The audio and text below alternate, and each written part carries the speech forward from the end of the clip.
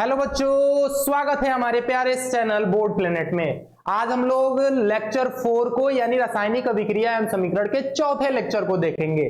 तो चलिए स्टार्ट करते हैं, काफी हंसते और खेलते। तो हमारा है कहां से स्टार्ट करना था हमें स्टार्ट करना था चौथे प्रकार से, द्विविस्थापन अभिक्रिया से। द्विविस्थापन अभिक्रिया से हमें स्टार्ट करना था, द्विविस्थापन अभिक्रिया से हमें स्टार्ट करना था। तो चलिए स्टार्ट करते हैं। द्विविस्थापन अभिक्रिया होता क्या है? होता क्या है द्विविस्थापन अभिक्रिया? देखो, हम लोग पढ़े हैं कि विस्थापन अभिक्रिया किसे कहते हैं। हम लोग ये पढ़े थे कि आखिर विस्थापन अभिक्रिया कहते हैं, विस्थापन यानी कि विस्थापित करना। तो विस्थापित करना, किसको विस्थापित करना? तो आप लोग को पता ही होगा कि जो कमजोर व्यक्ति होते हैं उन पे शक्तिशाली व्यक्ति अपना प्रभुत्व जमाते हैं। वैसे ही पदार्थों में भी होता है, जो ज्यादा अभिक्रियाशील वाले तत्व हैं वो कम अभिक्रियाशील वाले तत्व को विस्थापित करते हैं। वैसे ही हमारा द्विविस्थापन है। इसमें कितने बार इसमें कितने बार विस्थापन होगा? 2 बार। द्विमिस होता है 2। द्विमिस क्या होता है? 2 होता है हमारा। द्विमिस होता है 2। द्विमिस क्या होता है? इतने का अर्थ होता है 2। क्या होता है? 2। यानी कि अविस्थापन यानी कि विस्थापित, विस्थापन यानी विस्थापित,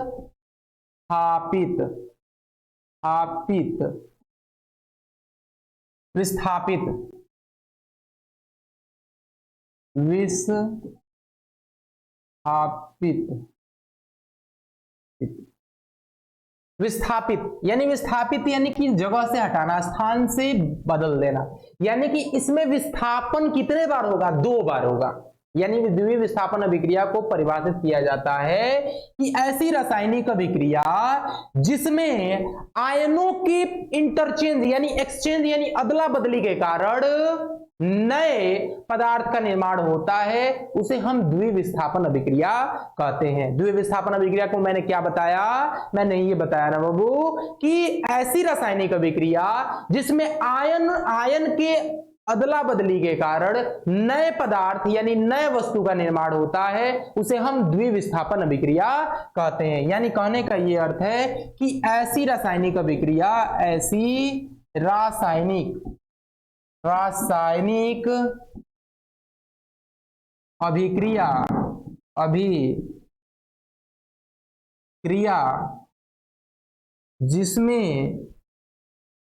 जिसमें आयनों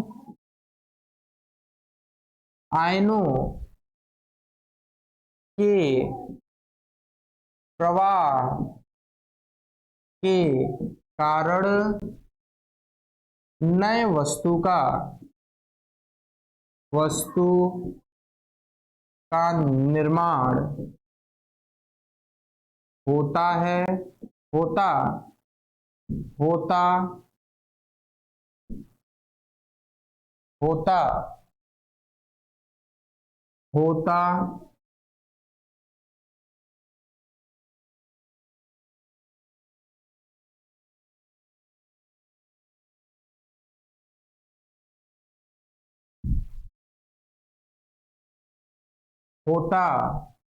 है। उसे हम कहते हैं क्या? उसे हम कहते हैं द्विविस्थापन अभिक्रिया कहते हैं। अभिक्रिया कहते हैं। द्विविस्थापन अभिक्रिया मैंने क्या बताया? द्विविस्थापन अभिक्रिया का अर्थ होता है कि ऐसी रासायनिक अभिक्रिया जिसमें आयनों के प्रवाह होने के कारण नए वस्तु का निर्माण होता है, उसे हम कहते हैं द्विविस्थापन अभिक्रिया। यानी इसको हम कैसे, द्विविस्थापन अभिक्रिया को अगर दिखाना हो, जैसे मैं मान के चलूं कि ए बी कोई तत्व है, वो मान के चलो CD से अभिक्रिया किया, तो अभिक्रिया करने के बाद बना क्या? बना तुम्हारा जानते हो क्या? अगर मान के चलो द्विविस्थापन अभिक्रिया होगा तो क्या बनेगा? तुम्हारा बनेगा AD। क्या बनेगा? AD बनेगा। AD, ये AD को ले लेगा और B जो है C जो है B को ले लेगा, यानी AD बनेगा AD बनेगा प्लस उसके साथ CB को ले लेगा, यानी कि क्या हो जाएगा, CB बन जाएगा, CB। यानी कहने का ये अर्थ है कि ये नए पदार्थ अब बने कि नहीं बने, बने ही बने। यानी कहने का ये अर्थ है कि द्विविस्थापन उदाहरण इसका क्या होगा, थोड़ा उदाहरण लेकर समझेंगे, अच्छे से समझ में आएगा उदाहरण पे। चलिए देखते हैं। जैसे मान के चलिए कि मैंने लिया KCl, क्या लिया, KCl लिया, इसको मैं अभिक्रिया कराया किससे, जैसे मैं मान के चलो कराया FeSO4 से अभिक्रिया कराया, FeSO4 से अभिक्रिया कराया फेरस सल्फेट से, तो बनेगा क्या, बनेगा क्या, माने चलिए कि ये है आपका A, ये है आपका D, सॉरी ये है आपका B, क्या है बाबू, B है, ये है आपका C, ये है आपका D, ये इतना आपका A, इतना B, इतना C, इतना D। यानी कहने का ये अर्थ है कि ये विक्रिया किया है तो क्या बना, AD, यानी A जो है किसको ले लेगा, D को ले लेगा, और B जो है आपका C को ले लेगा। यानी बनेगा क्या, आपका बनेगा KSO4 से अभिक्रिया करके बनेगा K2SO4, क्या बनेगा, K2SO4, KSO4 से अभिक्रिया कर लेगा। अब B जो है C से, यानी C जो है B से कर लेगा, यानी CB बनेगा, अब प्लस C क्या FeCl को ले लेगा, यानी बनेगा FeCl2। अच्छा यहां पे देखो, यहां पे पोटेशियम इसका जगह आयरन का जगह ले लिया, और आयरन जो है तुम्हारा पोटेशियम का जगह ले लिया। यानी कहने का ये अर्थ है कि जब आयनों की अदला बदली के कारण नए पदार्थ का निर्माण होता है तो उस समय जो हमारा अभिक्रिया होता है उसको हम कहते हैं द्विविस्थापन अभिक्रिया। इसको दूसरे उदाहरण से अगर देखा जाए, दूसरा उदाहरण इसका क्या हो सकता है, जैसे मैं लिया AgCl प्लस, दूसरा उदाहरण थोड़ा रंग बदलते हैं, इसको रंग बदलते हैं। जैसे मान के चलिए दूसरा उदाहरण मैंने लिया बाबू, दूसरा जो है तुम्हारा उदाहरण जो हो जाएगा वो हो जाएगा, हाँ तो मैंने बताया कि A जो है D का जगह A D से अभिक्रिया कर लेगा, B जो है C जो है B से अभिक्रिया कर लेगा, बना लेगा यहाँ पे पोटेशियम सल्फेट, यहाँ पे पोटेशियम सल्फेट बना और फेरिक क्लोराइड बना। अगर दूसरा इसका उदाहरण लेते हैं तो दूसरा उदाहरण क्या हो जाएगा, अगर मान के चलो AgCl मैंने लिया, क्या लिया, AgCl लिया, और इसका अभिक्रिया में BaSO4 से BaSO4 से अभिक्रिया कराया, किससे कराया, BaSO4 से, तो तुम्हारा बनेगा क्या, तुम्हारा बनेगा ना बाबू, Ag जो है Ba को क्या कर देगा, विस्थापित कर देगा, और तुम्हारा Cl जो है, सॉरी Ba जो है Cl से अभिक्रिया कर लेगा। यानी Ag जो है, थोड़ा दूसरा उदाहरण लेते हैं, यह अभिक्रिया संतुष्ट नहीं कर रही है। जैसे दूसरा मैं उदाहरण लेता हूं कि जैसे Ca क्या लिया, CaCl2 प्लस BFeSO4 या FeCl2 ले लिया, चाहे Fe को छोड़ाकर मैं लिया तुम्हारा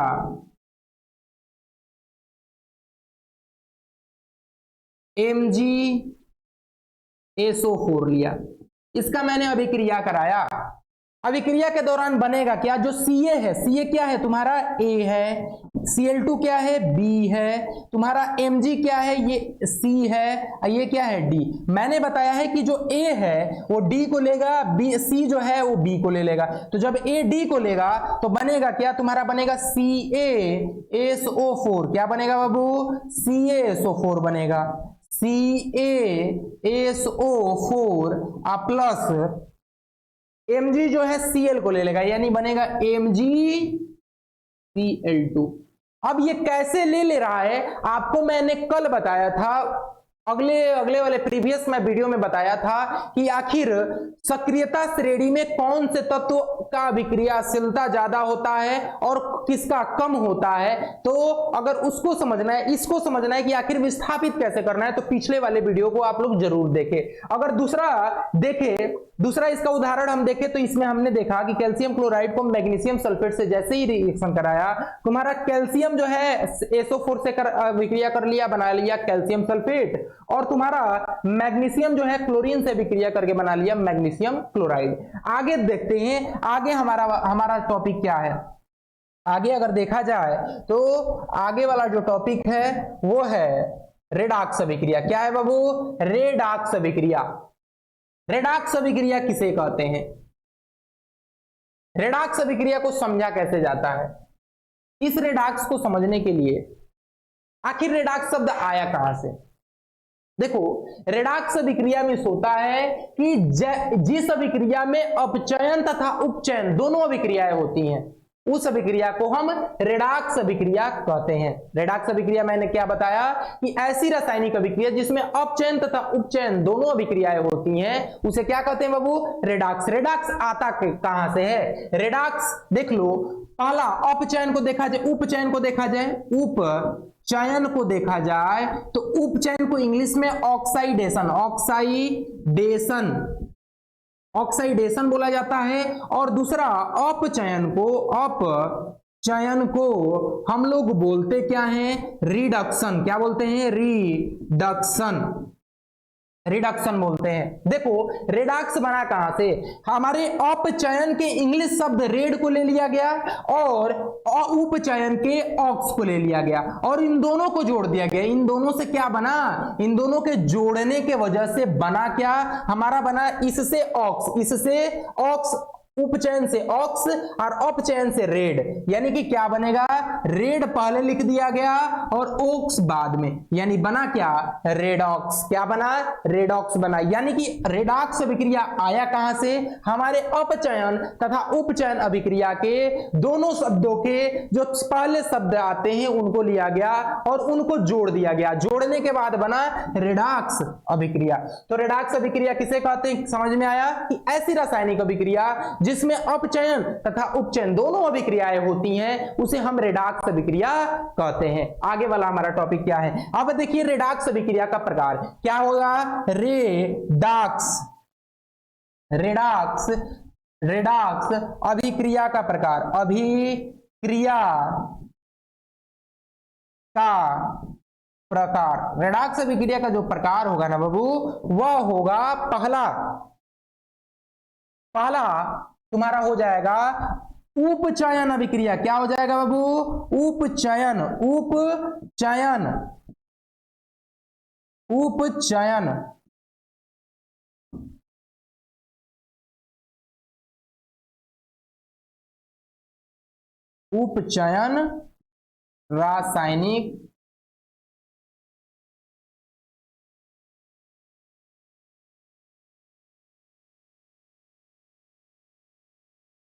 उपचयन रासायनिक अभिक्रिया। ठीक है। दूसरा देखा जाए अपचयन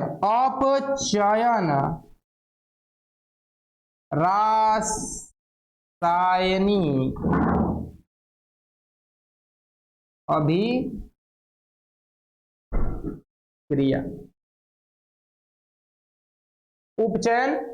उपचयन रासायनिक अभिक्रिया और अपचयन रासायनिक अभिक्रिया। आगे देखा जाए कि हमारा अगला टॉपिक है, पहला देखा जाए उपचयन अभिक्रिया और अपचयन अभिक्रिया को परिभाषित किया जाए।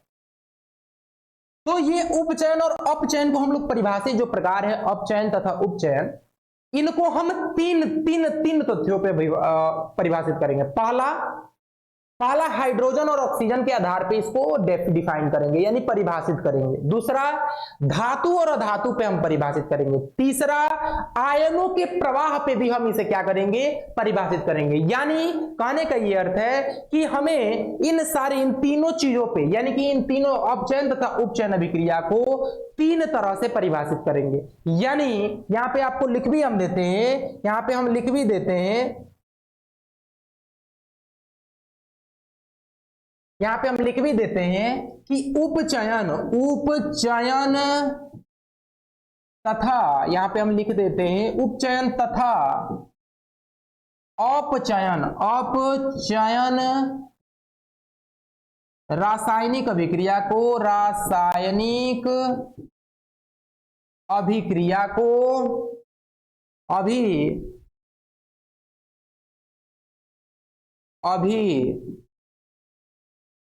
अभिक्रिया को तीन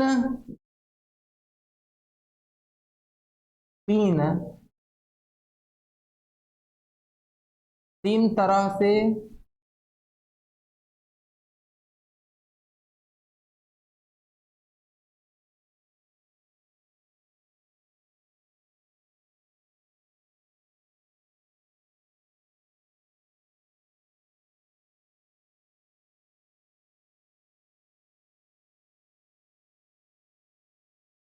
परिभाषित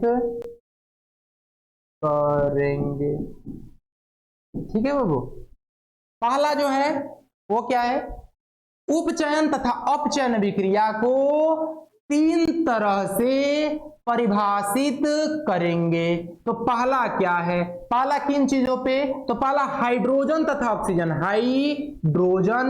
हाइड्रोजन तथा ऑक्सीजन के आधार पर दूसरा क्या है, दूसरा धातु तथा अधातु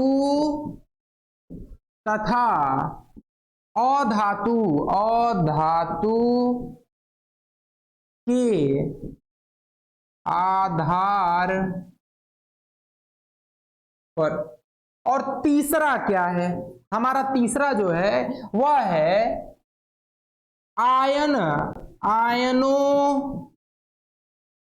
के आधार पर, आयनों के आधार पर, आधार पर, यानी तीन चीजों पे हम हाइड्रोजन ऑक्सीजन के आधार पे देखेंगे इसका परिभाषा, दूसरा देखेंगे धातु तथा अधातु के आधार पे, तीसरा देखेंगे आयनों के आधार पे। यानी इन तीनों को हम परिभाषित, इन तीनों तथ्यों पे हम अपचयन तथा उपचयन अभिक्रिया को करेंगे। पहला देखते हैं अपचयन तथा उपचयन अभिक्रिया को हाइड्रोजन तथा ऑक्सीजन के आधार पे। यहां पे लिख देता हूं, यहाँ पीपीटी में छूट गया है बाबू, लेकिन यहां पे आपको बता देते हैं उपचयन एवं अपचयन अभिक्रिया को हाइड्रोजन तथा ऑक्सीजन के आधार पर देखेंगे, हाइड्रोजन तथा ऑक्सीजन के आधार पर, ऑक्सीजन के आधार पर। ठीक है बाबू, यानी कि यहां पे थोड़ा सा छूटा है मिस्टेक से, अपचयन तथा उपचयन अभिक्रिया को हाइड्रोजन तथा ऑक्सीजन के आधार पर देखेंगे। तो देखते हैं उपचयन अभिक्रिया को, पहला इसका परिभाषा क्या कहता है। पहला परिभाषा जो है इसका कहता है बाबू कि ऐसी रासायनिक अभिक्रिया जिसमें ऑक्सीजन जुड़ता हो, इस उपचयन अभिक्रिया को ऑक्सीकरण भी कहा जाता है। क्या कहा जाता है, ऑक्सीकरण भी कहा जाता है, ऑक्सीकरण भी कहा जाता है इसे। यानी उपचयन अभिक्रिया को हम, पहला इसका परिभाषा है, कहता है कि ऐसी रासायनिक अभिक्रिया जिसमें ऑक्सीजन जुड़ता हो उसे हम क्या कहेंगे, उपचयन रासायनिक अभिक्रिया कहते हैं। क्या कहते हैं, ऐसी रासायनिक अभिक्रिया,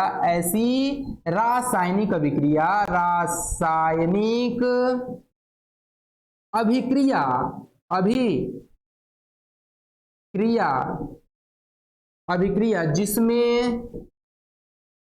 जिसमें क्या, जिसमें ऑक्सीजन जुड़ता है, ऑक्सीजन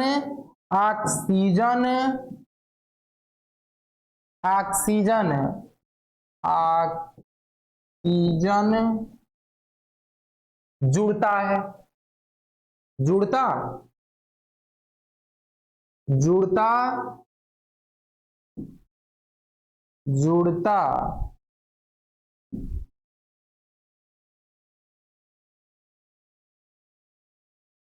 जुड़ता है, उसे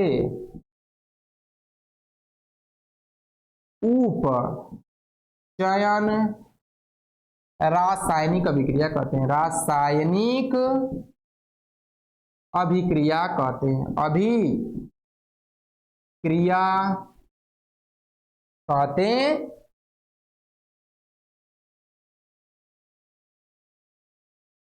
उपचयन रासायनिक अभिक्रिया किसे कहते हैं?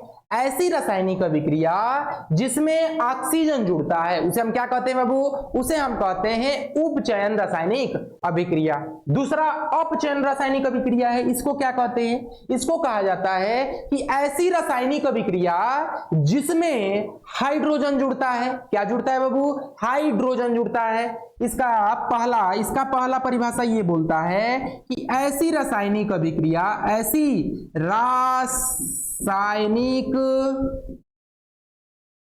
अभिक्रिया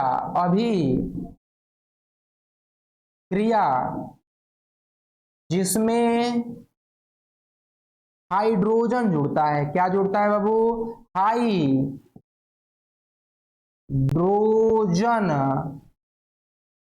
हाइड्रोजन जुड़ता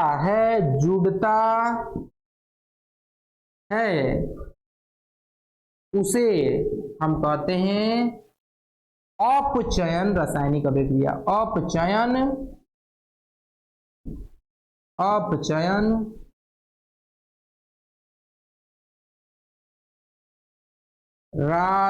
रासायनिक अभिक्रिया कहते हैं। अभिक्रिया कहते हैं। समझ में आ रहा है? इसका पहला उपचयन का बताया मैंने कि ऐसी रासायनिक अभिक्रिया जिसमें ऑक्सीजन जुड़ता है उसे हम क्या कहते हैं? उपचयन रासायनिक अभिक्रिया कहते हैं। और मैंने अपचयन रासायनिक अभिक्रिया को बताया कि ऐसी रासायनिक अभिक्रिया जिसमें हाइड्रोजन जुड़ता है। जिसमें क्या जुड़ता है? हाइड्रोजन जुड़ता है। जिसमें हाइड्रोजन जुड़ता है उसे हम क्या कहते हैं? हम कहते हैं अपचयन रासायनिक अभिक्रिया। इसका दूसरा परिभाषा क्या है? इसको हम थोड़ा अगला देखते हैं, इसको देखते हैं। इसका दूसरा हम देखते हैं परिभाषा। दूसरा हाइड्रोजन तथा ऑक्सीजन के आधार पर परिभाषा क्या कहता है? देखो, अभी पीछे वाले में मैंने बताया कि ऑक्सीजन जुड़ता है और उपचयन में क्या जुड़ेगा? ऑक्सीजन जुड़ता है, तब क्या हो जाएगा? उपचयन हो जाएगा। लेकिन दूसरा परिभाषा इसका कहता है कि ऐसी रासायनिक अभिक्रिया जिसमें हाइड्रोजन नहीं जुड़ता है। वही चीज हुआ। इसको कहने का ये अर्थ है कि जब हाइड्रोजन जुड़ेगा तब अपचयन हो जाएगा, लेकिन जब हाइड्रोजन नहीं जुड़ेगा तब उपचयन हो जाएगा। यानी दूसरा परिभाषा भी बनता है इसका कि ऐसी रासायनिक अभिक्रिया उपचयन का है। ये दूसरा किसका है परिभाषा? दूसरा परिभाषा जो है हमारा वह है, यहां पे लिख देते हैं। दूसरा परिभाषा जो है उपचयन का है। उपचयन का दूसरा परिभाषा देखिए, उपचयन का दूसरा परिभाषा कहता है कि ऐसी रासायनिक अभिक्रिया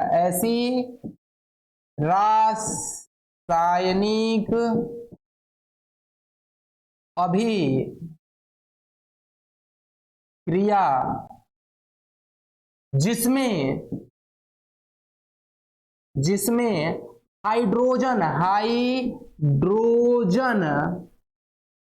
हाइड्रोजन को हम H2 से ऐसे दिखा देते हैं, हाइड्रोजन नहीं जुड़ता है उसे उपचयन रासायनिक अभिक्रिया कहते हैं। उपचयन रासायनिक अभिक्रिया कहते हैं। अभिक्रिया कहते हैं, क्या कहते हैं? उपचयन रासायनिक अभिक्रिया कहते हैं। ठीक है बाबू? उपचयन रासायनिक अभिक्रिया किसे कहते हैं? ऐसी रासायनिक अभिक्रिया जिसमें हाइड्रोजन नहीं जुड़ता है उसे हम क्या कहते हैं? उसे हम कहते हैं उपचयन रासायनिक अभिक्रिया। दूसरा इसका परिभाषा क्या है? अपचयन का दूसरा परिभाषा अपचयन का क्या होगा बाबू? दूसरा परिभाषा अपचयन का क्या होगा? अपचयन का दूसरा परिभाषा देखो, पहले वाले परिभाषा में हम पढ़े थे, पहले वाले परिभाषा में कि उपचयन के लिए कि ऐसी रासायनिक अभिक्रिया जिसमें ऑक्सीजन जुड़ता है उसे क्या कहते हैं? उपचयन। और दूसरा परिभाषा पढ़े थे कि ऐसी रासायनिक अभिक्रिया जिसमें हाइड्रोजन नहीं जुड़ता है तो इसमें अब क्या नहीं जुड़ेगा, जो उपचयन में जुड़ता है, जो उपचयन में जुड़ता है वो अपचयन में नहीं जुड़ेगा, और जो अपचयन में जुड़ता है वो उपचयन में नहीं जुड़ेगा। यानी अपचयन में क्या नहीं जुड़ेगा, हमारा ऑक्सीजन नहीं जुड़ेगा। क्या नहीं जुड़ेगा, ऑक्सीजन। यानी कहेंगे क्या, ऐसी रासायनिक अभिक्रिया, क्या कहेंगे, ऐसी रासायनिक अभिक्रिया, रासायनिक अभिक्रिया, अभिक्रिया जिसमें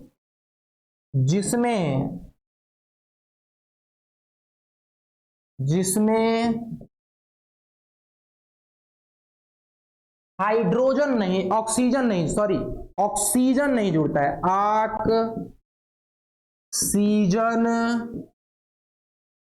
जिसको हम O2 से दिखाते हैं, ऑक्सीजन नहीं जुड़ता है, नहीं जुड़ता है, उसे अपचयन रासायनिक अभिक्रिया कहते हैं। अभिक्रिया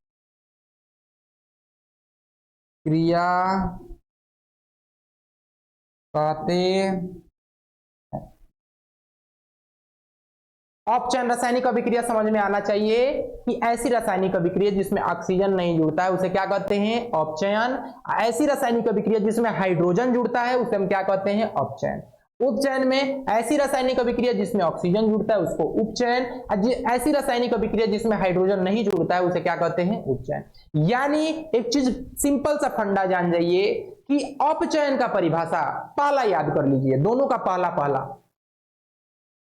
और दूसरा परिभाषा के लिए क्या करो कि जो उपचयन में लिखा है वो अपचयन में लिख दो, जो अपचयन में लिखा है उपचयन में, लेकिन किस प्रकार, नहीं जोड़कर। यानी कहेंगे क्या, उपचयन के लिए पहला परिभाषा मैंने बताया था उपचयन का, हाइड्रोजन ऑक्सीजन के आधार पे, कि ऐसी रासायनिक अभिक्रिया जिसमें ऑक्सीजन जुड़ता है उसे हम उपचयन कहते हैं, ऐसी रासायनिक अभिक्रिया जिसमें हाइड्रोजन जुड़ता है उसको अपचयन अभिक्रिया कहते हैं। दूसरा परिभाषा क्या था, दूसरा परिभाषा उपचयन के लिए कि ऐसी रासायनिक अभिक्रिया जिसमें हाइड्रोजन नहीं जुड़ता है उसे हम क्या कहते हैं, उपचयन। ऐसी रासायनिक अभिक्रिया जिसमें हमारा ऑक्सीजन नहीं जुड़ता है उसे हम कहते हैं उपचयन रासायनिक अभिक्रिया कहते हैं। कोई भी दिक्कत होना चाहिए इसमें, नहीं होगा, बिल्कुल नहीं। कुछ उदाहरण इस पे देखते हैं। उदाहरण क्या है, इस पे उदाहरण क्या है बाबू, इस पे उदाहरण जैसे उदाहरण में देखूं,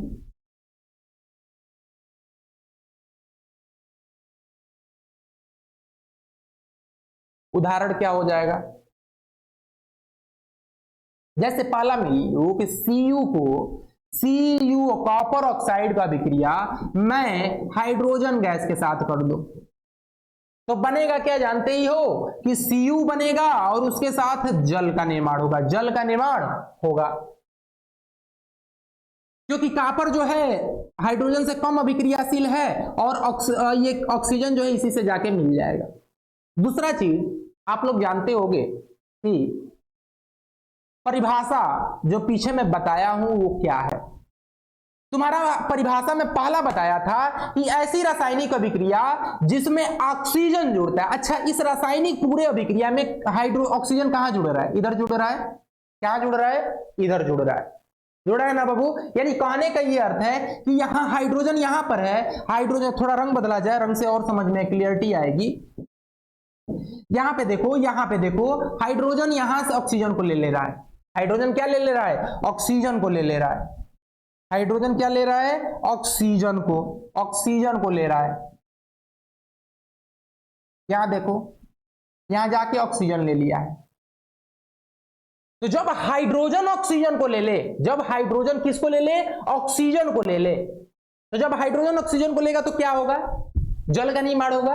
यानी कि जल जुड़ा, ऑक्सीजन जुड़ा है ना, ऑक्सीजन जुड़ा है हाइड्रोजन में, हाइड्रोजन में क्या जुड़ा है, ऑक्सीजन जुड़ा है। तो जब भी हाइड्रोजन में ऑक्सीजन जुड़ेगा, यानी कहेंगे कि ऐसी रासायनिक अभिक्रिया जिसमें ऑक्सीजन जुड़ता है, यानी ऑक्सीजन किस में जुड़ा, हाइड्रोजन में, यानी यह हाइड्रोजन क्या हो जाएगा, उपचयन हो जाएगा। जिसमें ऑक्सीजन जुड़ेगा, कभी भी लिखना हो अपचयन और उपचयन को लिखना हो तो कभी इधर वाले को लिखते हैं, किधर वाले को लिखते हैं, इधर वाले को लिखते हैं, इधर वाले को लिखते हैं।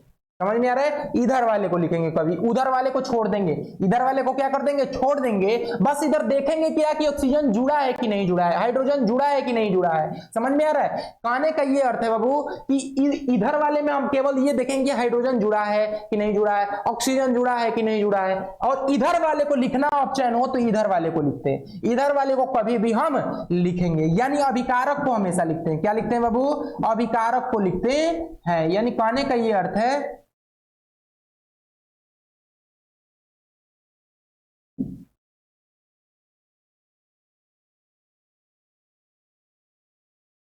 समझ में आ रहा है? कभी भी इधर वाले को लिखते हैं। यानी उपचयन हमारे लिए क्या हो जाएगा बाबू? उपचयन ये हाइड्रोजन के लिए क्या हो जाएगा? उपचयन ये। तो उपचयन अगर लिखना हो, उपचयन, उपचयन लिखना हो तो उपचयन क्या हो जाएगा? हाइड्रोजन हो जाएगा कि नहीं हो जाएगा? हाइड्रोजन हो जाएगा। दूसरी चीज देखो, यहां हाइड्रोजन ऑक्सीजन से जुड़ा तो उपचयन, लेकिन ऑक्सीजन निष्कासित होगा तो क्या होगा? ऑक्सीजन नहीं जुड़ेगा तो क्या होगा? ऑक्सीजन किस में नहीं जुड़ रहा है? ये कापर में नहीं जुड़ रहा है ना, कापर में नहीं, यानी कापर ऑक्साइड से कापर बन गया। यानी कापर, जब भी ऑक्सीजन निष्कासित हो, ऑक्सीजन न जुड़े, तब हम कौन सा अभिक्रिया कहेंगे? अपचयन। क्या कहेंगे? अपचयन। यानी कहने का ये अर्थ है कि अपचयन कौन हो जाएगा? अपचयन। अपचयन तुम्हारा CuO हो जाएगा, CuO हो जाएगा। यानी कि इस रासायनिक अभिक्रिया को समझ में समझे कि नहीं समझे? आप लोग समझे कि नहीं समझे बाबू? समझना पड़ेगा इसे, क्योंकि ये आपका related to your board examination. If any confusion in this topic then comment, then I can reply you. ठीक है बाबू? कहने का ये अर्थ है कि आप लोग को नहीं समझ में आए तो कृपया करके जरूर बताइए, कमेंट करिए, मैं आपको जितना हो सके रिप्लाई दूंगा। और ज्यादा और अच्छे एक, अगर नहीं समझ में ये वीडियो आएगा तो इसके लिए एक अलग से वीडियो बना के आप लोग को दिया जाएगा। कहने का ये अर्थ है कि अपचयन और उपचयन अभिक्रिया एक ऐसी अभिक्रिया है कि इसमें हमें बस ध्यान करना है। कभी भी लिखना है तो इधर वाले पार्ट को लिखना है। किधर वाले पार्ट को लिखना है? इधर वाले पार्ट को लिखना है। तो इधर वाले पार्ट को जब भी लिखेंगे तो इधर क्या देखेंगे? इधर हम देखेंगे कि आखिर ऑक्सीजन जुड़ा है कि नहीं जुड़ा है, हाइड्रोजन निकला है कि नहीं निकला है, ऑक्सीजन निकला है कि नहीं, यही सारे चीज उधर देखेंगे और उसके हिसाब से इधर वाले को हम लिखेंगे। समझ में आ रहा है बाबू? कहने का ये अर्थ है कि तुम्हारा रासायनिक अभिक्रिया जो है, रासायनिक अभिक्रिया में उपचयन तथा उपचयन हाइड्रोजन तथा ऑक्सीजन के आधार पे खत्म हो गया। अब किसके आधार पे हमें देखना है? अब हमें देखना है धातु और अधातु के आधार पर। धातु और अधातु के आधार पे अपचयन और उपचयन को हम कैसे परिभाषित करेंगे, उसको देखा जाए, उसको देखा जाए बाबू।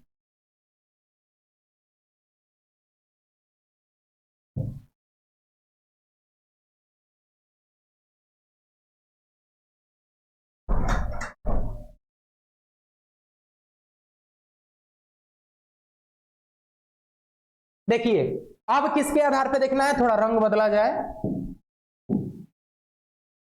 देखिए अब हमें देखना है कि उपचयन तथा अपचयन को किसके आधार पे?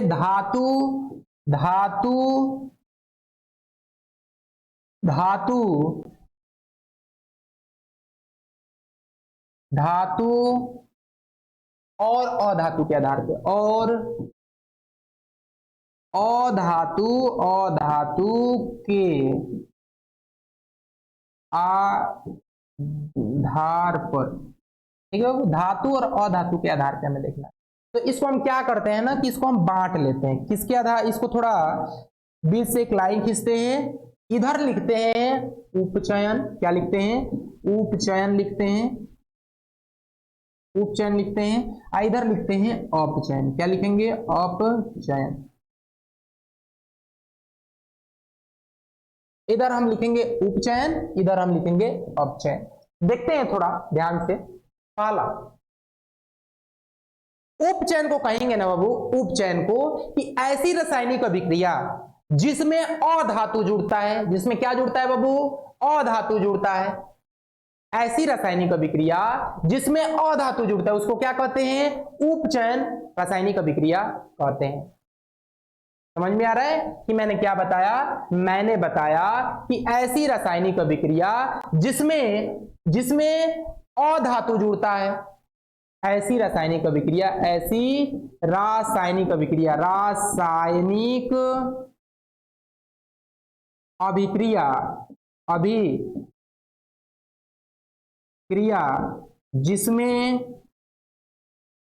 जिसमें अधातु जुड़ता है, जुड़ता है, उसे हम कहते हैं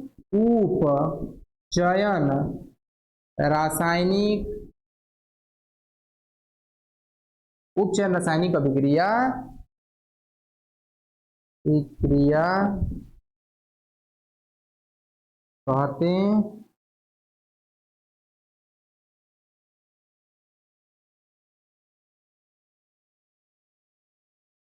कहते हैं। समझ में आ रहा है? उपचयन रासायनिक अभिक्रिया किसे कहते हैं? ऐसी रासायनिक अभिक्रिया जिसमें अधातु जुड़ता है। जिसमें क्या जुड़ता है बाबू? जिसमें अधातु जुड़ता है। तो ऐसे रासायनिक अभिक्रिया को हम उपचयन रासायनिक अभिक्रिया कहते हैं। अपचयन रासायनिक अभिक्रिया को कैसे कहेंगे? इसका पहला क्या हो जाएगा?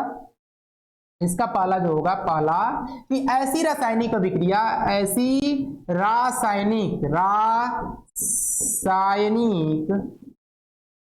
अभिक्रिया जिसमें धातु जुड़ता है,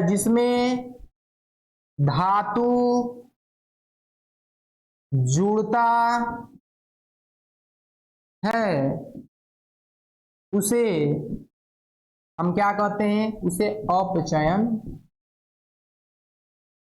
रासायनिक अभिक्रिया कहते हैं। रासायनिक अभिक्रिया कहते हैं। क्रिया कहते हैं। समझ में आ रहा है बाबू? उपचयन रासायनिक अभिक्रिया, अपचयन किसे कहते हैं?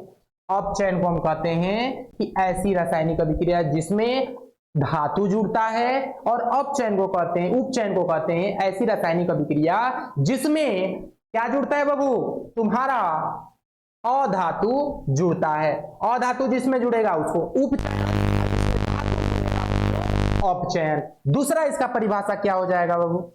उपचयन का दूसरा परिभाषा हो जाएगा कि ऐसी रासायनिक अभिक्रिया जिसमें धातु नहीं जुड़ता है, यानी धातु निष्कासित होता है। जिसमें धातु नहीं जुड़ता है उसे हम कहते हैं उपचयन। यानी उपचयन को दूसरा परिभाषा कहेंगे। दूसरा इसका दूसरा परिभाषा के लिए थोड़ा रंग बदला जाए, क्या कहेंगे बाबू? ऐसी रासायनिक अभिक्रिया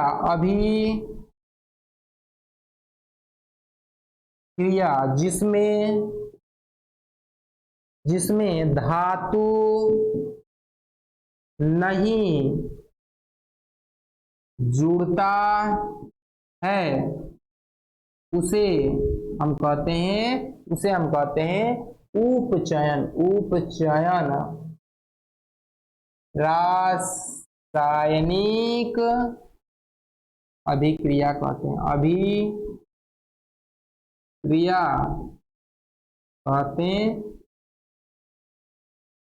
समझ में आ रहा है बाबू? उपचयन रासायनिक अभिक्रिया किसे कहते हैं? उपचयन रासायनिक अभिक्रिया को कहा जाता है कि ऐसी रासायनिक अभिक्रिया जिसमें क्या नहीं जुड़ता है बाबू? धातु नहीं जुड़ता है, उसे हम क्या कहते हैं? उसे हम उपचयन रासायनिक अभिक्रिया कहते हैं। अगर दूसरा इसका परिभाषा देखा जाए, तो दूसरे परिभाषा को हम कैसे डिफाइन करेंगे? दूसरा परिभाषा ये कहता है कि ऐसी अपचयन के लिए कि इसका उल्टा, उपचयन का उल्टा, उपचयन के पहले परिभाषा का उल्टा। तो देखिए, ऐसी रासायनिक अभिक्रिया क्या कहेंगे? ऐसी रासायनिक अभिक्रिया जिसमें क्या नहीं जुड़ता है? तो जिसमें तुम्हारा अधातु नहीं जुड़ता है। जिसमें अधातु तुम्हारा नहीं जुड़ता है उसे हम क्या कहते हैं? उसे हम कहते हैं अपचयन। यानी ऐसी रासायनिक अभिक्रिया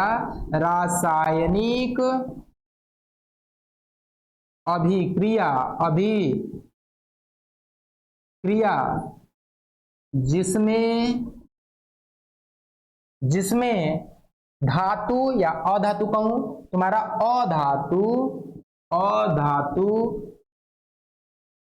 नहीं जुड़ता है उसे हम कहते हैं अपचयन।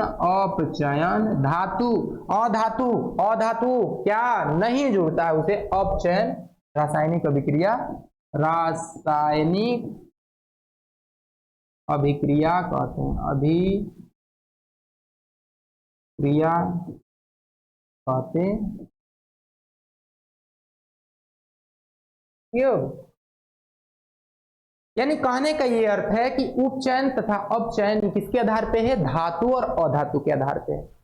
धातु के आधार और अधातु के आधार पे हम क्या कहेंगे, उपचयन का परिभाषा ऐसी रासायनिक अभिक्रिया जिसमें अधातु जुड़ता है, जिसमें क्या जुड़ता है, अधातु जुड़ता है, उसको हम उपचयन कहेंगे। अपचयन को कहेंगे ऐसी रासायनिक अभिक्रिया जिसमें धातु जुड़ता है, जिसमें क्या जुड़ता है, धातु जुड़ता है। दूसरा इसका परिभाषा क्या है, ऐसा रासायनिक अभिक्रिया जिसमें धातु नहीं जुड़ता है उपचयन में, और दूसरा इसका परिभाषा है कि ऐसी रासायनिक अभिक्रिया जिसमें अधातु नहीं जुड़ता है उसे हम क्या कहते हैं, अपचयन अभिक्रिया कहते हैं। इसका कुछ उदाहरण देखते हैं, उदाहरण पे और अच्छे से समझ में आएगा। उदाहरण अगर देखा जाए, तुम्हारा उदाहरण जो है वो क्या है, अगर मान के चलो सोडियम में लिया, सोडियम इसके साथ ऑक्सीजन का अभिक्रिया करा दिया, बना क्या, तुम्हारा बना Na2O। आप लोग को पता होगा बाबू, आपको पता होगा ना, आप लोग को पता जरूर ही होगा ये चीज कि सोडियम एक धातु है और ऑक्सीजन एक अधातु है। दोनों अभिक्रिया किया, बना सोडियम ऑक्साइड। तो जब सोडियम ऑक्साइड बना तो सोडियम क्या है, धातु। धातु किससे जुड़ गया, अधातु से जुड़ गया। किससे जुड़ गया बाबू, अधातु से जुड़ गया। किससे जुड़ गया, अधातु से जुड़ गया। यह अधातु है, अधातु से जुड़ गया, यानी धातु अधातु से जुड़ गया। धातु किससे जुड़ गया, अधातु से जुड़ गया। यानी कि कहा जाता है कि ऐसी रासायनिक अभिक्रिया जिसमें अधातु जुड़ता है, तो अधातु क्या हो जाएगा, इसमें जुड़ रहा है कि नहीं जुड़ रहा है, सोडियम में जुड़ रहा है ऑक्सीजन, यानी कि सोडियम तुम्हारा उपचयन हो जाएगा कि नहीं, जिसमें धातु अधातु जुड़ता है। यानी ऑक्सीजन एक अधातु है, सोडियम से जुड़ गया, तो जिसमें धातु जुड़े उसे हम क्या कहते हैं, अधातु जुड़े उसे हम क्या कहते हैं, उपचयन। अच्छा ये बताइए, ऑक्सीजन एक अधातु है, इसे एक धातु, सोडियम धातु है, जुड़ गया।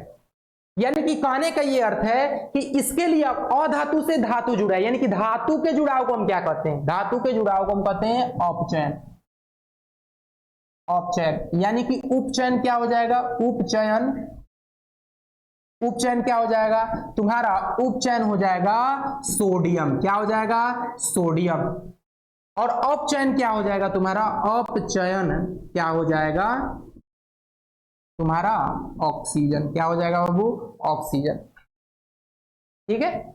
अब क्या है, अब अगला टॉपिक इसका तीसरा जो आधार, किसके आधार पे, आयनों के आधार पे उपचयन तथा अपचयन का परिभाषा है। तो देखा जाए, रंग बदला जाए यहां पे। अब क्या देखना है, उपचयन तथा अपचयन किसके आधार पे, आयनों के प्रवाह के, आयनों के प्रवाह के आधार पर, आधार पर। ठीक है। तो देखा जाए, एक काम किया जाए, दूसरा स्लाइड लिया जाए। दूसरे स्लाइड में क्या है, दूसरे स्लाइड में इसको बांट दिया जाए। क्या कर दिया जाए, बांट दिया जाए। एक तरफ उपचयन और एक तरफ तुम्हारा अपचयन।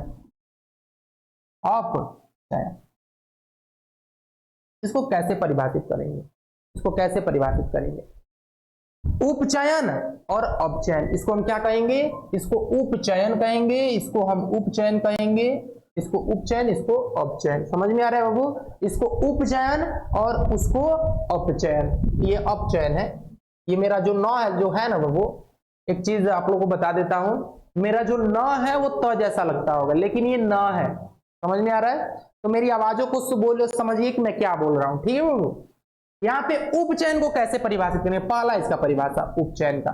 उपचयन का पहला परिभाषा कहता है कि ऐसी रासायनिक अभिक्रिया जिसमें इलेक्ट्रॉन ग्रहण होते हैं, जिसमें क्या होते हैं, इलेक्ट्रॉन ग्रहण होते हैं। समझ में आ रहा है? मैंने क्या बताया, मैंने ये बताया कि ऐसी रासायनिक अभिक्रिया जिसमें इलेक्ट्रॉन ग्रहण होते हैं उसे क्या कहते हैं, उसे हम उपचयन कहते हैं। ऐसी रासायनिक अभिक्रिया लिखेंगे, ऐसी रासायनिक अभिक्रिया, अभिक्रिया जिसमें इलेक्ट्रॉन ग्रहण होते, इलेक्ट्रॉन ग्रहण होते हैं उसे हम कहते हैं उपचयन रासायनिक अभिक्रिया। क्या कहते हैं, उपचयन रासायनिक अभिक्रिया कहते हैं। अभिक्रिया कहते हैं। समझ में आ रहा है? उपचयन रासायनिक अभिक्रिया। दूसरा इसका पहला परिभाषा क्या है, कहता है बाबू अपचयन ये कहता है कि ऐसी रासायनिक अभिक्रिया जिसमें पदार्थ जो इलेक्ट्रॉन त्यागते हैं, ग्रहण नहीं करते, निष्कासित करते हैं। ऐसी रासायनिक अभिक्रिया जिसमें इलेक्ट्रॉन निष्कासित होते हैं, ऐसी रासायनिक अभिक्रिया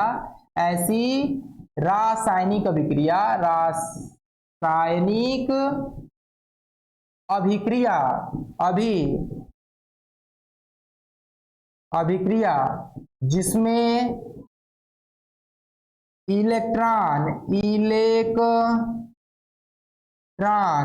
निष्कासित होते हैं, निष्कासित होते हैं, उसे हम कहते क्या है, उसे कहते हैं अपचयन रासायनिक अभिक्रिया कहते हैं।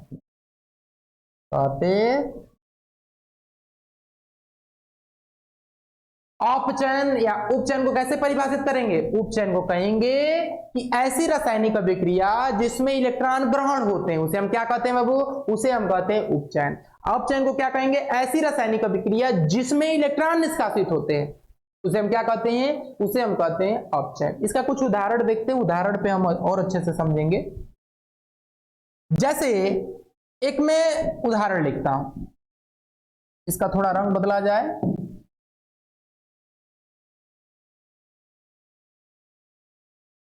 तो उदाहरण में तुम्हारा है, अगर मान के चलो जिंक लिया, क्या लिया,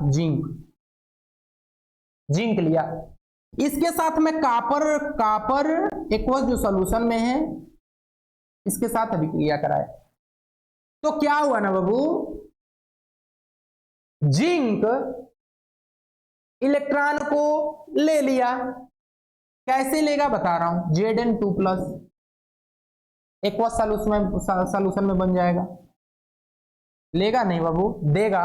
अब प्लस कापर जो है ठोस के रूप में, देखो जिंक जो है ठोस की अवस्था में और कापर जो है एक्वस सॉल्यूशन जलीय तरलीय अवस्था में।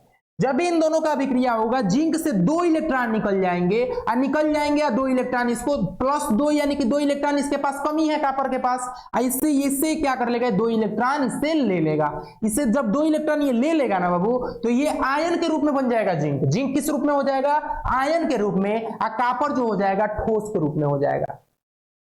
यानी कहने का ये अर्थ है कि इसी परिभाषा को इस पे लगाएंगे। पहला परिभाषा क्या है उपचयन का पहला परिभाषा है कि ऐसी रासायनिक अभिक्रिया जिसमें इलेक्ट्रॉन ग्रहण होते हैं, जिसमें क्या होते हैं बाबू, इलेक्ट्रॉन ग्रहण होते हैं। बताइए इधर जो इलेक्ट्रॉन ग्रहण किसमें, इस रासायनिक अभिक्रिया में इलेक्ट्रॉन किसमें ग्रहण हो रहे हैं, तुम्हारे इलेक्ट्रॉन जो है जिंक यहां से जो जिंक, सॉरी यहां पे देखो आप लोग, यहां कापर जो है, सॉरी कापर जो है, यहां पे ध्यान दो, कापर कापर के पास इलेक्ट्रॉन की कमी है, लेकिन यहां पे क्या हुआ कि इलेक्ट्रॉन दो निकले और निकल के ये ले लिया, कापर दो है और यहाँ कापर एस बन गई, यानी कि आयन के रूप में अब नहीं है, इसको मिल गया है इलेक्ट्रॉन दो। तो जब मिल गया है तो हम क्या कहेंगे, इसको हम कहेंगे ना बाबू, इसको हम कहेंगे, इसको हम कहेंगे, इसको कहेंगे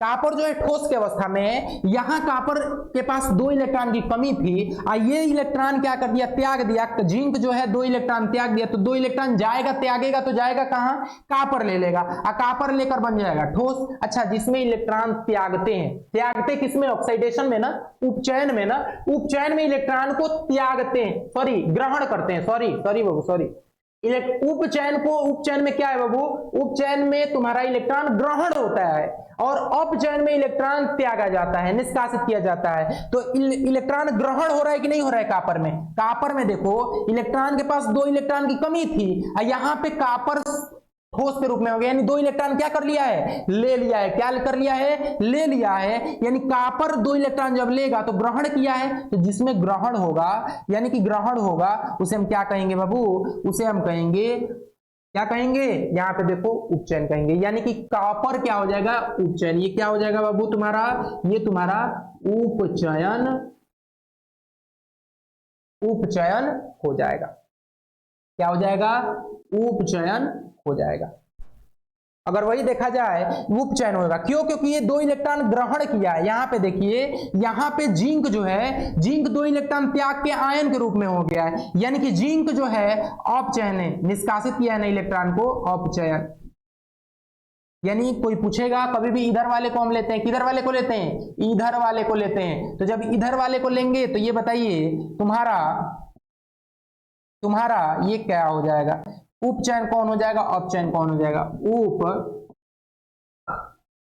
उपचयन कौन हो जाएगा, उपचयन जो तुम्हारा होगा वो हो जाएगा Cu2+ एक्वस सॉल्यूशन के रूप में, और अपचयन क्या हो जाएगा, अपचयन क्या हो जाएगा, अपचयन क्या हो जाएगा बाबू तुम्हारा, अपचयन,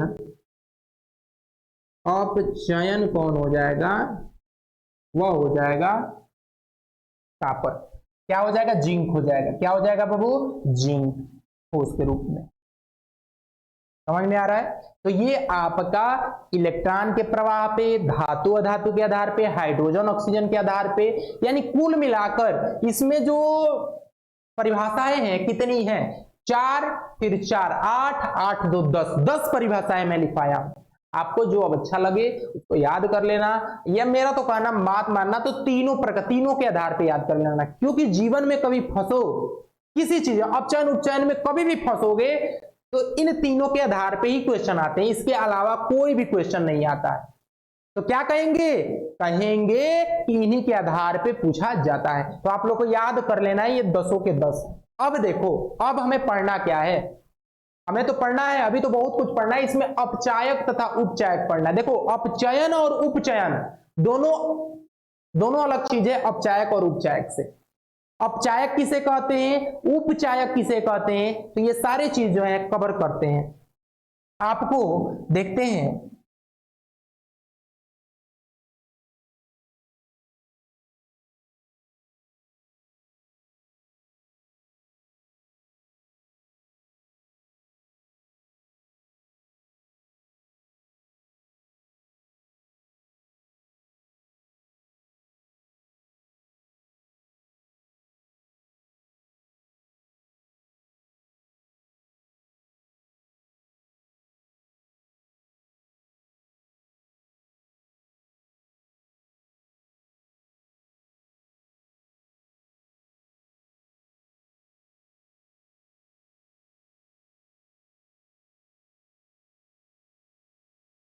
चलिए स्टार्ट करते हैं अगला टॉपिक,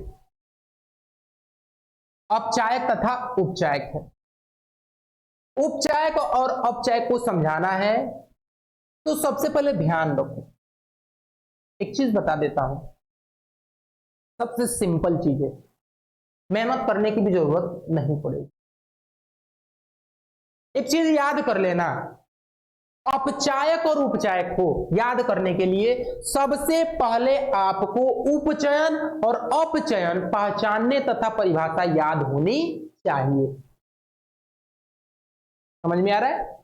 यानी आपको उपचयन और अपचयन का परिभाषा याद होनी चाहिए। तो याद कर लेना ये चीजें जो मैंने बताया है आपको। उपचयन की जितनी परिभाषाएं मैं बताया हूं, जितनी परिभाषाएं, वह औपचायक होगा। क्या होगा बाबू? औपचायक का परिभाषा होगा। औपचायक क्या होगा? औपचायक की परिभाषाएं होगी। औपचायक समझ में आ रहा है? जो उपचयन का परिभाषा होगा वही उपचायक है, यानी उपचयन ही औपचायक है। समझ में आ रहा है? उल्टा देखो, यहां उपचयन ही क्या है? तुम्हारा उपचयन ही क्या है बाबू? तुम्हारा औपचयन है। क्या है? औपचायक है। उपचयन औपचायक है। समझ में आ रहा है बाबू? तो देखो, अब दूसरी चीज तुम्हारा जो औपचयन है, तुम्हारा जो औपचयन है वह उपचायक है। क्या है? उपचायक। यानी उपचायक कहने का ये अर्थ है बाबू कि जो तुम्हारा उपचयन का परिभाषा है, जितनी भी परिभाषा है उपचयन का होगा, वह औपचायक का परिभाषा होगा ही होगा। और जो तुम्हारा अपचयन का परिभाषा होगा वह उपचायक का परिभाषा होगा। याद रख लेना, जितनी भी उपचयन अभिक्रिया की परिभाषाएं होगी वही अपचायक का परिभाषा होगा, और जितनी अपचयन की परिभाषा होगी वही उपचायक का परिभाषा होगा। यानी उपचयन वाला अपचायक होगा और अपचयन वाला उपचायक होगा। समझ में आ रहा है कि नहीं आ रहा है बाबू? आना चाहिए ये चीजें। यानी कहने का ये अर्थ है कि जो रासायनिक अभिक्रिया में उपचयन होगा वह औपचायक होगा, और जो रासायनिक अभिक्रिया में अपचयन होगा वही उपचायक होगा। जैसे उदाहरण में इसको उपचयन तथा अपचयन, उपचायक तथा औपचायक को कैसे निकालेंगे? जैसे अभी मैंने दूसरा पहला परिभाषा लिया था कि CuO के साथ मैंने क्या लिया? CuO के साथ मैंने अभिक्रिया कराया हाइड्रोजन से, तो बना था क्या? Cu प्लस H2O बना। यहां पे देखे थे कि कॉपर ऑक्साइड से ऑक्सीजन निकल गया, तो ऑक्सीजन जिसमें नहीं जुड़ता है हम उसे क्या कहते हैं? उसको हम अपचयन कहते हैं। उसको क्या कहते हैं? अपचयन कहते हैं। और जिसमें हाइड्रोजन में ऑक्सीजन जुड़ गया, ऑक्सीजन क्या हो गया? जुड़ गया, यानी हमारे लिए क्या है? उपचयन है। यानी उपचयन तो समझ में आता होगा कि उपचयन कौन है, अपचयन कौन है। उपचयन तुम्हारा हाइड्रोजन हो जाएगा, और अपचयन जो होगा, अपचयन वो जो हो जाएगा आपका, वो हो जाएगा अपचयन CuO हो जाएगा। क्या हो जाएगा? CuO हो जाएगा, कॉपर ऑक्साइड। अपचयन आपका हो जाएगा कॉपर ऑक्साइड, और उपचयन जो हो जाएगा हाइड्रोजन। तीसरी चीज, जो उपचयन होगा वही औपचायक होगा। क्या होगा? औपचायक।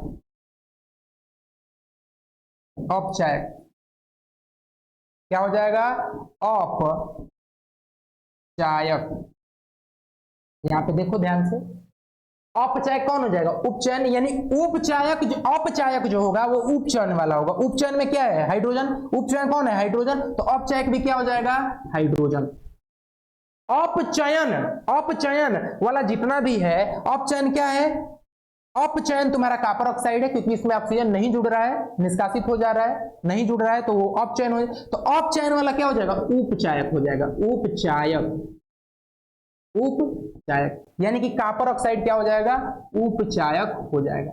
दूसरी चीज देखते हैं, एक चीज जान जाओ, इसको इंग्लिश में बोलते हैं ऑक्साइडेशन, इसको बोलते हैं रिडक्शन, इसको अपचायक को बोलते हैं कि ऑक्साइडेशन एजेंट। शायद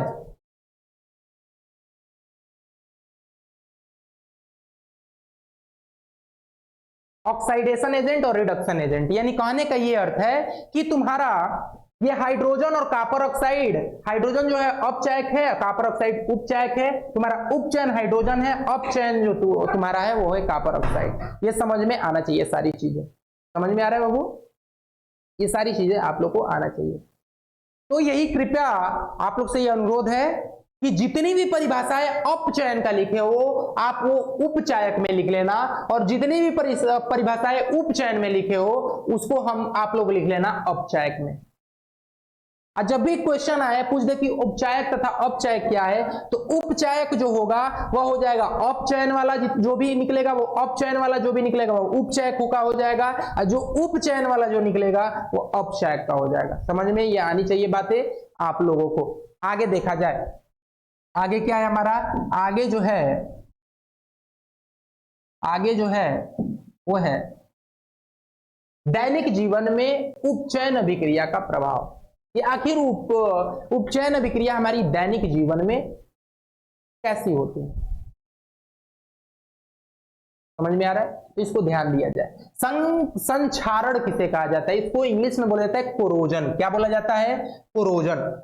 संक्षारण को कहा जाता है ना बाबू कि ऐसी रासायनिक अभिक्रिया जिसमें कोई धातु आर्द्र वायुमंडल के आर्द्र तथा अम्ल से अभिक्रिया कर संक्षारित हो जाते हैं, तथा जिस प्रक्रिया के तहत होते हैं उसको संक्षारण कहते हैं। नहीं समझ में आया? इसको समझा जाए, लिख देता हूं कि ऐसी रासायनिक अभिक्रिया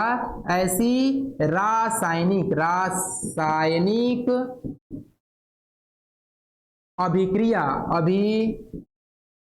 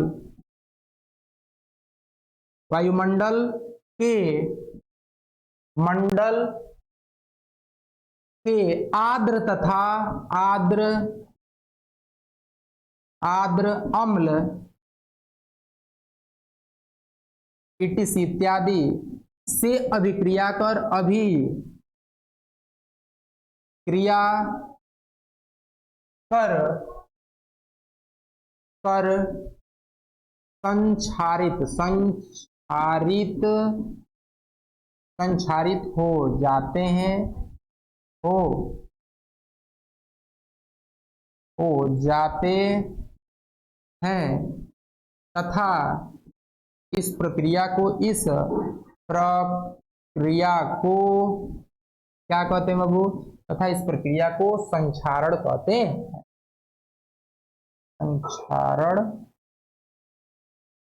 संक्षारण कहते हैं।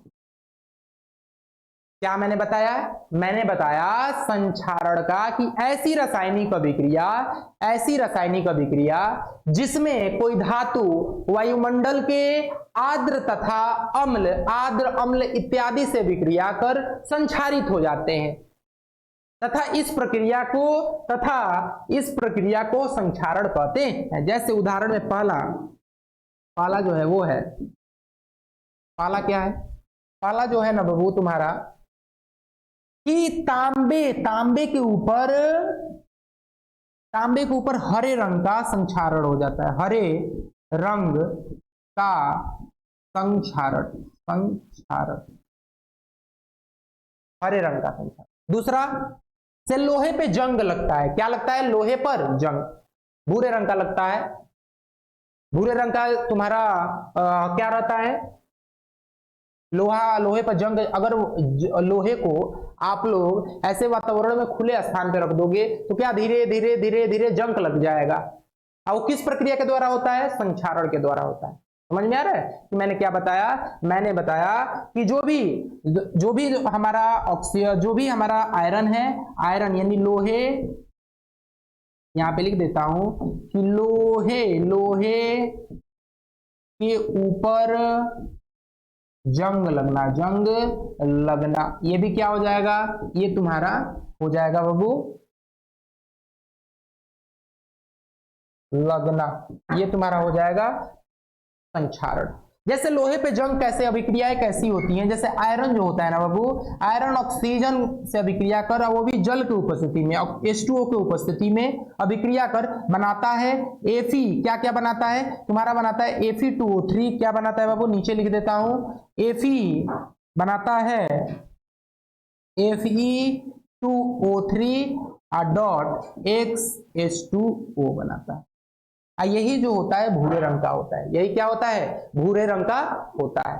समझ में आ रहा है। तो संक्षारण ये है, संक्षारण मीन्स होता है कि ऐसी रासायनिक अभिक्रिया जिसमें कोई धातु वायुमंडल के अम्ल तथा आद्र से अभिक्रिया कर, अम्ल तथा आद्र इत्यादि से अभिक्रिया कर क्या संक्षारित हो जाते हैं तथा इस प्रक्रिया को संक्षारण कहते हैं। जैसे लोहे पर हरे रंग का संक्षारण लगता है, हरे रंग का जंग लगता है, लोहे पर नहीं तांबे पर लगता है। लोहे के ऊपर जो जंग लगता है ये भी एक प्रकार का संक्षारण कोरोजन है। देखा जाए वो कोरोजन कैसे होता है, जो आयरन होता है ऑक्सीजन से अभिक्रिया कर बना, वो भी जल की उपस्थिति में तुम्हारा अभिक्रिया कर Fe2O3.XH2 बनाता है, फेरिक ऑक्साइड बनाता है। ये एक प्रकार का क्या है, जंग है। तो दैनिक जीवन में संक्षारण का प्रयोग कई प्रकार के धातुओं पे, कई प्रकार के धातु पर लग जाते हैं, कई प्रकार के धातुओं पे क्या हो जाते हैं, लग जाते हैं। देखिए अगला क्वेश्चन है, एक टॉपिक है कि संक्षारण से बचाव करने का उपाय। संक्षारण से एक ही चीज है कि संक्षारण से एक ही तरह से हम बचाव कर सकते हैं, एक ही तरह से बचाव कर सकते हैं कि उसके ऊपर हम विद्युत लेपन लगा दें। विद्युत लेपन एक प्रक्रिया है जिसमें जिंक सबसे बड़ी भूमिका निभाता है। जिंक जस्ते का क्या कर देते हैं, कोटिंग कर देते हैं धातुओं के ऊपर। तुम्हारा यसद लेपन है, विद्युतीय लेपन है, पेंट करके, इन सारी प्रक्रियाओं के द्वारा आप क्या कर सकते हो, आप संक्षारण यानी जंग लगने से बचा सकते हो।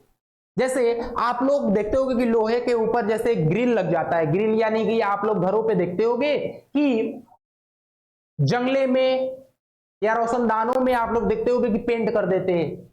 क्यों करते हैं, लोहे के ऊपर पेंट क्यों करते हैं, क्योंकि लोहे के ऊपर पेंट करने पर एक आवरण बन जाएगा जिसके वजह से ऑक्सीजन के कांटेक्ट से नहीं रहेगा, जिसके वजह से जंग नहीं लगेगा और उसका बचाव होगा। तो इन सारी प्रक्रिया जैसे पेंट करके, विद्युत लेपन करके, यसद लेपन करके, इन सारी प्रक्रियाओं के द्वारा आप संक्षारण का बचाव कर सकते हो। समझ में आ रहा है बाबू, संक्षारण का उपाय क्या कर सकते हो, कर सकते हो। विकृत गंधिता एक लास्ट टॉपिक इस चैप्टर का है, विकृत गंधिता। विकृत गंधिता क्या है, विकृत गंधिता को इंग्लिश में बोला जाता है रेंसिडिटी। क्या बोला जाता है, रेंसिडिटी बोला जाता है। रेंसिडिटी का अर्थ क्या होता है, देखिए रेंसिडिटी का अर्थ मिस होता है कि ऐसी रासायनिक अभिक्रिया जिसमें वसायुक्त तथा तेलीय पदार्थ खुले स्थानों पर रहने के कारण ऑक्सीजन से अभिक्रिया कर अपने स्वाद तथा गंध में परिवर्तन कर लेते हैं, उसे हम कहते हैं विकृत गंधिता। क्या कहते हैं बाबू, विकृत गंधिता। कहने का अर्थ, विकृत गंधिता का अर्थ यह है कि ऐसी रासायनिक अभिक्रिया जिसमें वसायुक्त तथा तेलीय पदार्थ, तेल वाली जितनी पदार्थ हैं तथा वसा वाली जितनी पदार्थ है, वो सारी पदार्थें ऑक्सीजन से अभिक्रिया कर खुले स्थानों पर रखने के बाद ऑक्सीजन से अभिक्रिया कर अपने स्वाद तथा गंध में परिवर्तन कर लेते हैं। अपने स्वाद तथा गंध में क्या कर लेते हैं, परिवर्तन कर लेते हैं। उसको हम क्या कहते हैं बाबू, उसे विकृत गंधिता कहते हैं। यानी ऐसी रासायनिक अभिक्रिया, ऐसी रासायनिक अभिक्रिया जिसमें वसा युक्त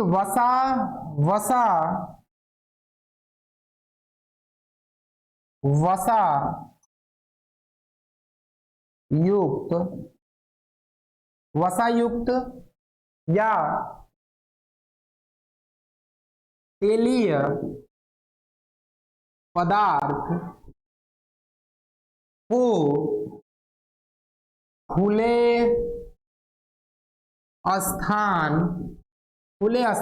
पर रखने के बाद ऑक्सीजन से अभिक्रिया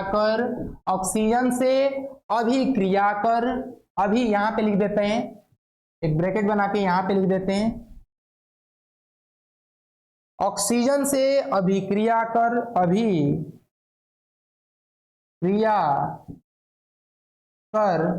स्वाद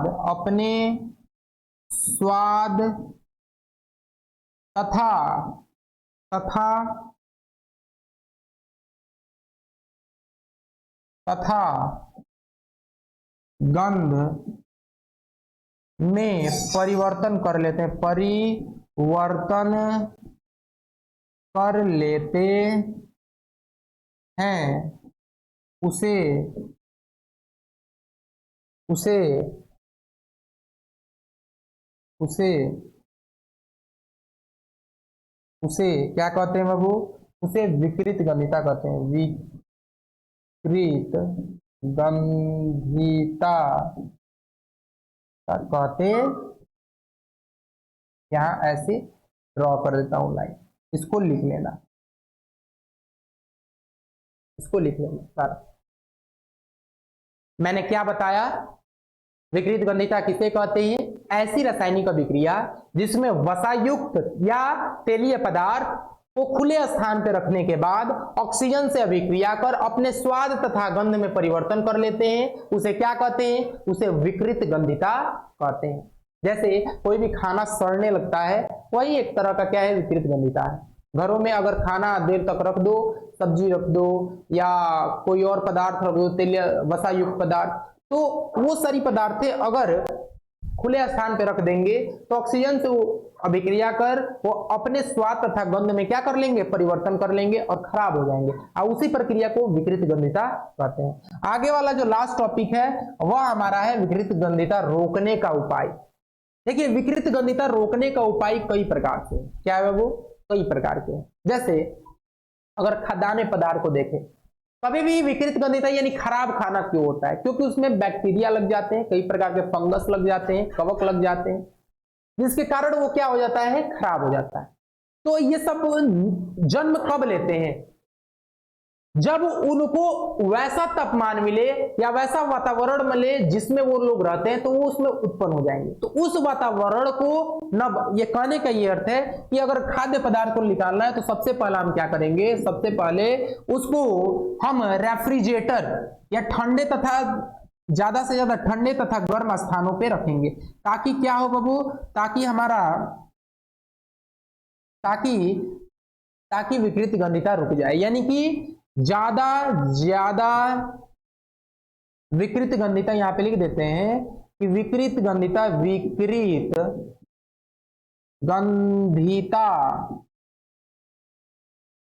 को रोकने के लिए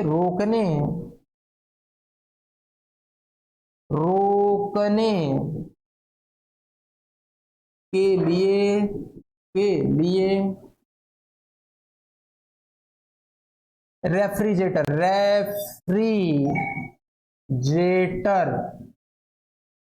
का प्रयोग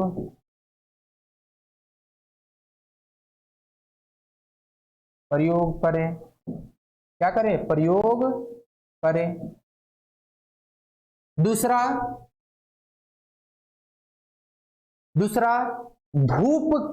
धूप के किरण के सामने डायरेक्ट ना रखें। धूप जो निकलती है, सूर्य से जो ताप निकलता है, उस ताप से जो धूप निकलता है उसको सीधे किरणें उस भोजन पे नहीं पड़नी चाहिए, उससे भी भोजन क्या हो जाएगा, खराब हो जाएगा, खराब हो जाएगा। यानी कि सूर्य की सीधी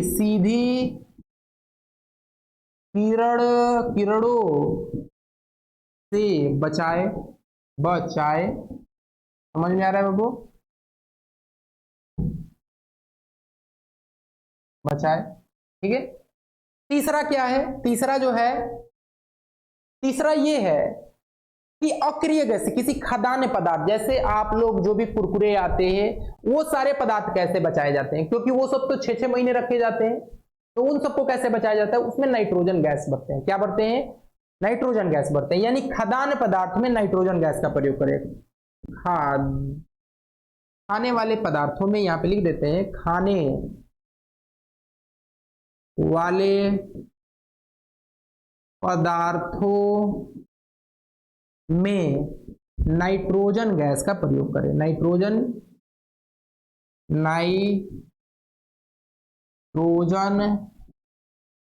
गैस का प्रयोग करें। नाइट्रोजन गैस का प्रयोग करें। तीसरे के बाद चौथा क्या हो जाएगा?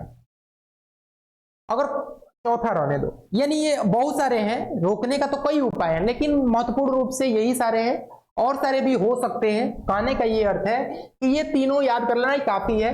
विकृत गंधिका को रोकने के लिए रेफ्रिजरेटर का प्रयोग करें, सूर्य की सीधी किरणों से बचाए, खाने वाले पदार्थों को नाइट्रोजन गैस में भरे, नाइट्रोजन गैस का प्रयोग करें, यानी कि उनको पैक करने में, यानी यहां पे लिख देता हूं कि खाने वाले पदार्थों को पैक करने में, यहां लिखता हूं पैक करने में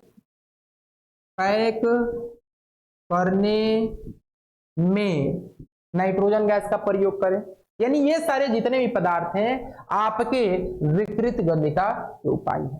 तो ये आपका चैप्टर समाप्त हुआ। आगे आप लोग का प्रैक्टिस अभ्यास जो पहला है उसका अगला वीडियो आएगा। तो आपको आज इतना ही पढ़ाना था और आपका चैप्टर ये पूरा समाप्त हुआ। तो आप लोग से ये गुजारिश है कि बढ़िया से पढ़िए और इस चैप्टर को जो भी नोट्स बनाए इसको देखकर वो बढ़िया से बनाए, ताकि आपको पूरी तरह से समझ में आए। आज के लिए इतना ही। आप लोग से गुजारिश है कि अगर वीडियो अच्छा लगे तो इसको सब्सक्राइब करिए, सब्सक्राइब करके बेल आइकन जरूर दबाएं ताकि हमारी सारी वीडियो आपके पास पहुंच जाए। जय हिंद, जय भारत।